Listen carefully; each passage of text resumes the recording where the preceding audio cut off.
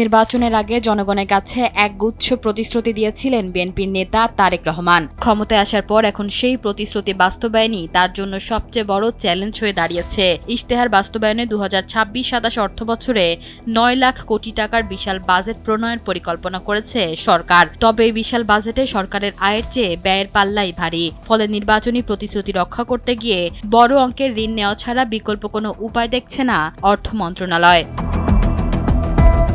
সরকার তার নির্বাচনী প্রতিশ্রুতি পূরণে বেশ কিছু ব্যয়বহুল কর্মসূচি হাতে নিয়েছে। তবে ব্যয় বাড়লেও সরকারের নিজস্ব আয় বা রাজস্ব আদায়ের গতি খুবই ধীর। চলতি অর্থবছরে প্রথম 8 মাসেই লক্ষ্যমাত্রার চেয়ে রাজস্ব আদায় হয়েছে প্রায় ৭১,৪৭২ কোটি টাকারও কম।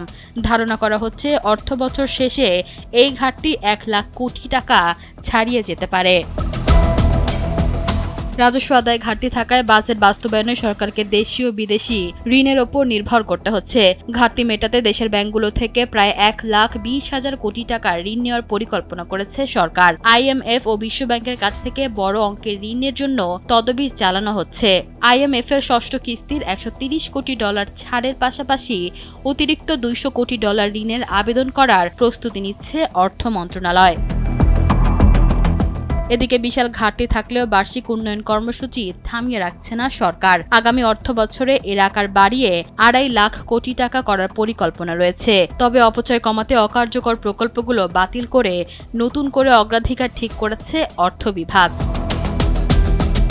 অর্থনীতিবিদদের মতে এটি একটি সংকটকালীন বাজেট। একদিকে দ্রব্যমূল্য নিয়ন্ত্রণ ও নির্বাচনী প্রতিশ্রুতি রক্ষার চাপ, অন্যদিকে রাজস্বের অভাব ও বিশ্ববাজারে অস্থিরতা।